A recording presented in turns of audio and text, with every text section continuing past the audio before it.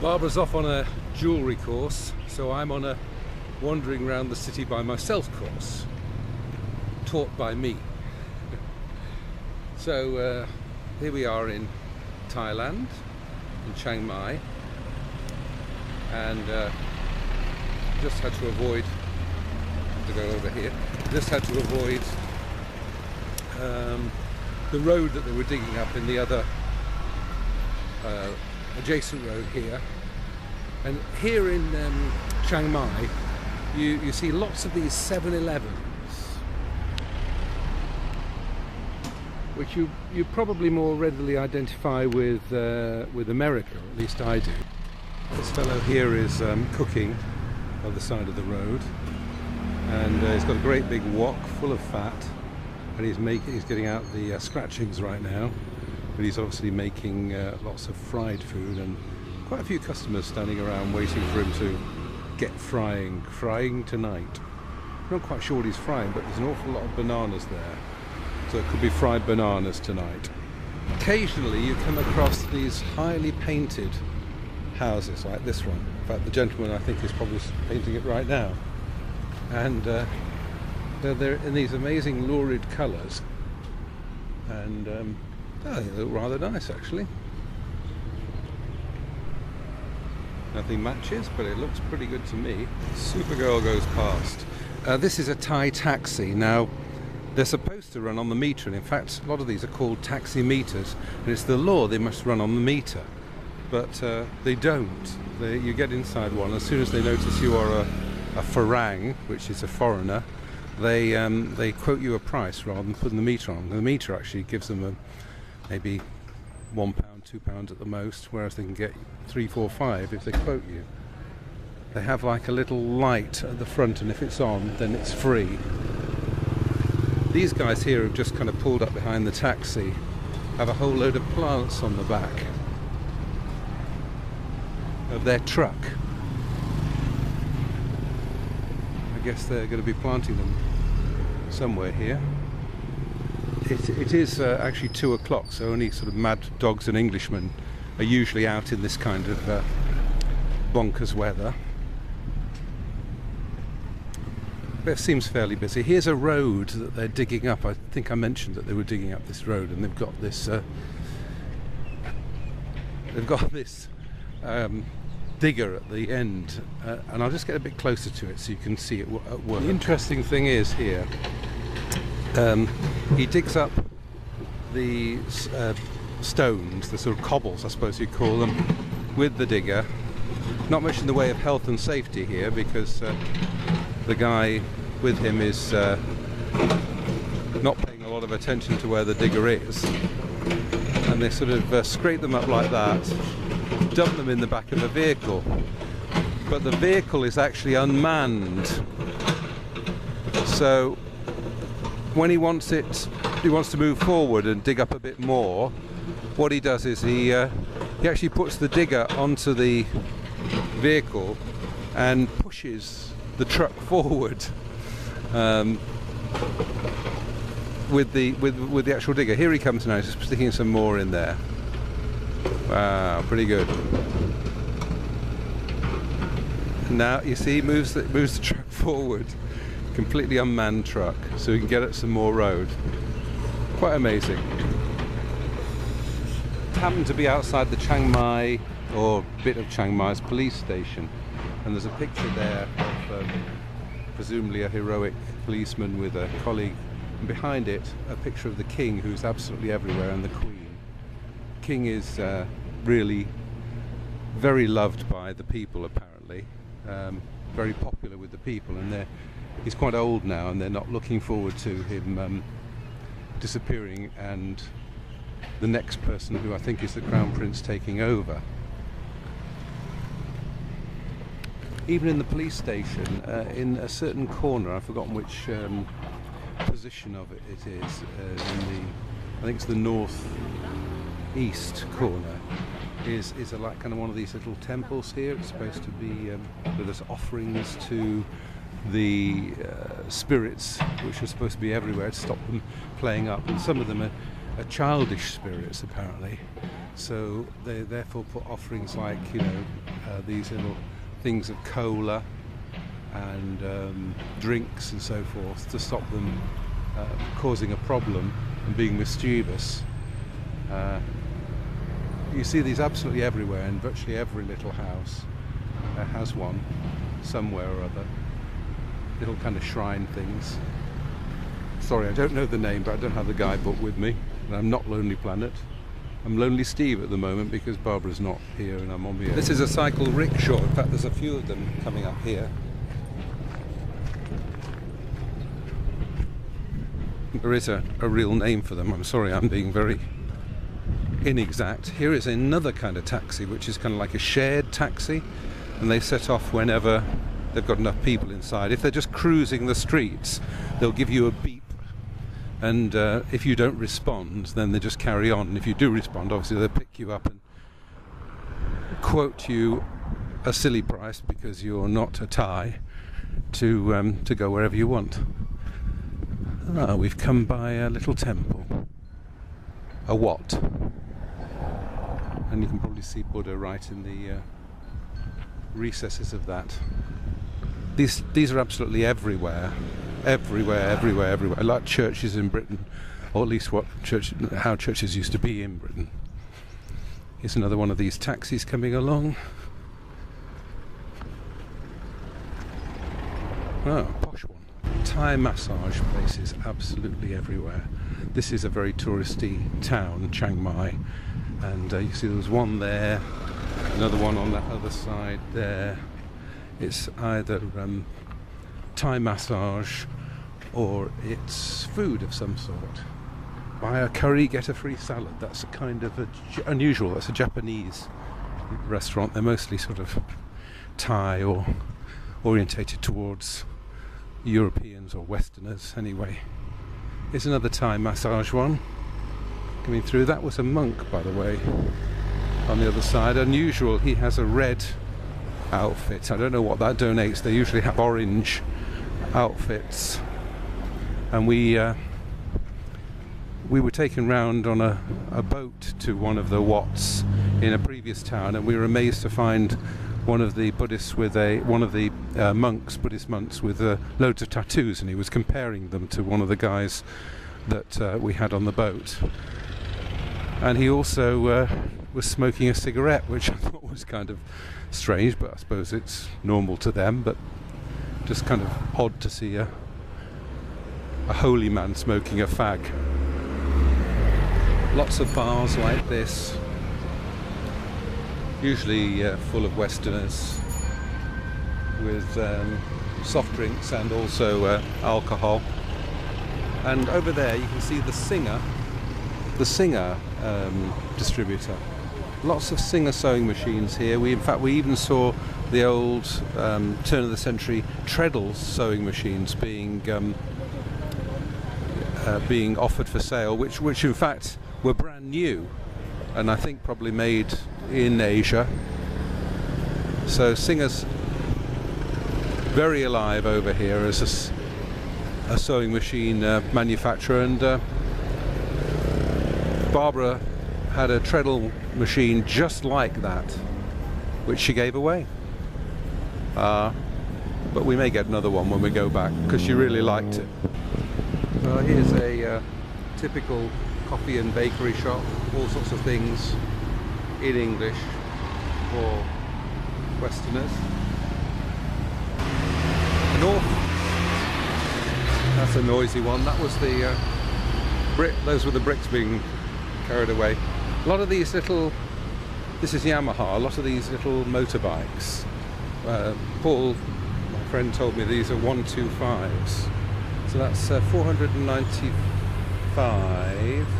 So double that. It's about £900. That maybe a little bit more because the exchange rate isn't that great. I think these are probably second-hand ones. Lots and lots of motorbikes, and these little, they almost look like scooters actually, these motorbikes. Now here's a monk in the traditional orange, complete with an umbrella, not to keep off the rain but to keep the sun off, walking across the road.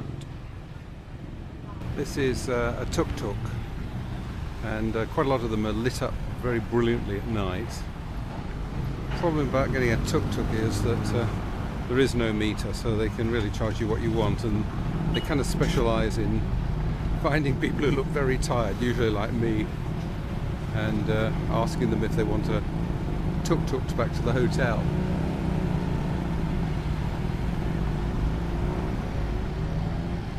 One tuk-tuk driver in another town, we were outside a station,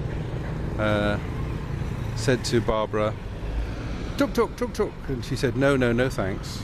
And he said, "Hey, old man, tuk-tuk, tuk-tuk." So I said to him, that's not the way to get custom. Would you ever see a Parent-Teachers Association with such a marvellous building? Would you see in the Parent-Teachers Association with such a marvellous building in the UK? I don't think so. Here's the building. We're just behind two monks here, boy monks. Some of them wear this kind of brown outfit, but most of them wear this orange thing. This is an older, more sort of traditional house, what they call a teak house. I don't know if it's got another name, but traditionally built. And usually they're up on stilts, but some people have filled in the downstairs. But there's a traditional house, traditional Thai house. Over the road here is where it all happens at night. Last night we had a nice meal here. Good atmosphere, candles on the table, lots of nice lighting in the trees. This has a ton of different places to eat and drink around here. The only problem is there was about sort of 3 or 4 competing sort of bands and music going on at the same time, so it was, and the music in our section was the kind of prog rock that I don't really care for. But anyway, we had a nice evening, had a nice meal, and it's just at this junction, so it's kind of noisy. I disabled the comments on this video, and I do with all the videos, simply because there's so many horrible people who hide behind their relative anonymity on the internet to have a go or take issue or just be nasty with other people. So there are no comments allowed, which I never read anyway. I'm going to take you now to a little food market where you can have food. These are lots of different places to eat here, and you can eat quite expensively or you can eat very cheaply with street food or market food. Today I was sent out to have my, well, I wasn't sent out, but Barbara said, "Oh, go and have your lunch at the market." That's because yesterday we went to the market and I had a very nice soup, and the lady was a bit gruff but very nice. I think she's a bit deaf actually, and it was 15 baht, which I guess is probably about 35p, and that's where I went for my lunch today. So I'll take you to the market, but I won't actually say anything as we go around, because people might get a bit funny about us videoing them quietly. Here's another place to eat. Okay, we're coming up to the market here. There's a lady scraping fish, and I'm just going to kind of shut up a bit as I take you around the market. It's the food market, but they just have a few other things, clothes and stuff.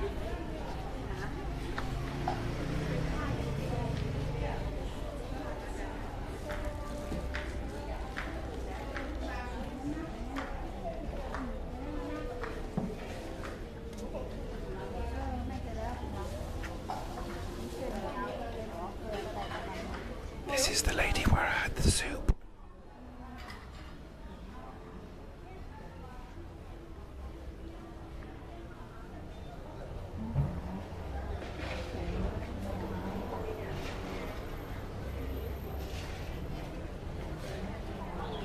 Durian fruit. Smells absolutely awful apparently in some hotels, and places won't let you take it inside. We haven't tried it yet.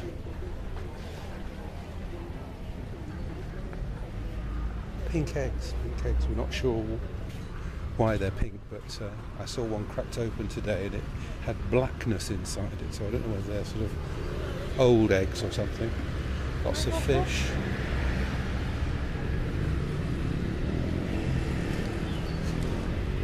Lots of prepared fruit. Back on the pavement out of the market now. You see the amount of places there are to eat, street places. Flowers. Some very nice arrangements. Look at that. Look at that lady. She's absolutely knackered. Lots of these lottery tickets. More lottery tickets. Ah, here's another 7-Eleven. I think I was going to stop there to get some beer for tonight, but I'll carry on. And there is a Tesco Lotus up here, and they also sell beer too. Tons of gold shops. Tons of those gold shops. Oh, that's a nice fountain. This is the moat that goes round the town of Chaing Mai. It's like a square, a very large square moat going all the way around the sort of old city. Very nice. More durian fruit, lots of it.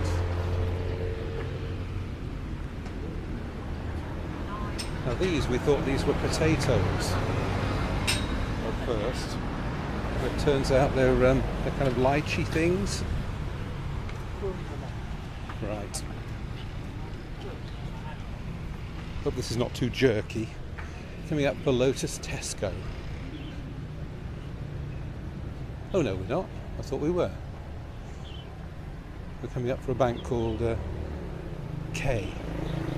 Okay, I've had to backtrack now because I've forgotten where the Lotus Tesco is, but this is the Lotus Tesco. We're going to go in and we're going to buy some beer. So, here we go.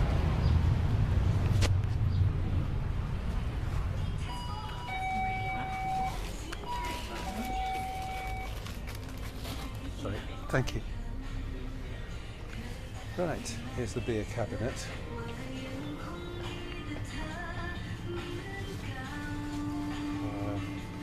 This is Chaing beer, which is the cheapest, 44. But it's very powerful actually. It's about 6.4, and I found too much of that was actually making me not feel very well in the morning. It's made of rice, so I'm told. So we get Leo now, Leo beer. Made the mistake of actually getting this stuff here, thinking, oh, that's cheap, Archer. But it turns out it's nearly, it's really, well, it's not very nice, and it made me feel ill. So I'm not having that again. Okay, Leo beer then. That's for tonight.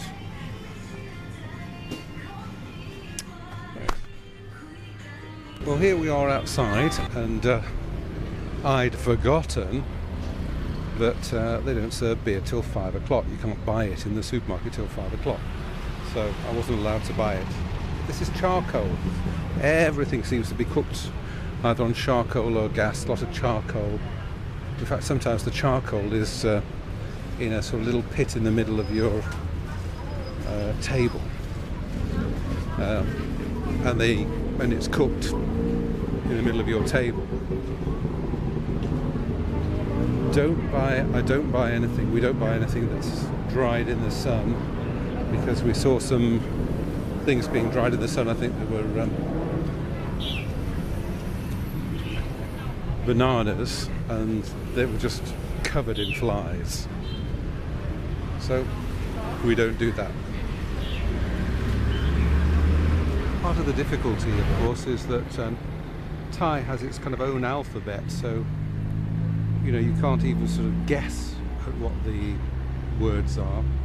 And also apparently the spelling changes considerably even when it's in English. Sometimes you see dual spelling like this. This is on the road sign there that says it's Moon Muang Road, Lane 7. Oh. Somebody beeping me, which is where our hotel is. That was a lady who alters things and makes things with her sewing machine, although I don't think it's a singer. Lots of advertisements for massage, for laundry, for trips out. This really is the sort of backpacking centre here. Although I think we're one little step up from backpacking. Rooms are usually quite nice. It's a nice picture of a room. These are washing machines. You can put your own coins in and wash your own clothes. And this is where we're staying. So we're back to the hotel now. And this, I guess, is probably the end of my little solo video. So I hope you enjoyed it.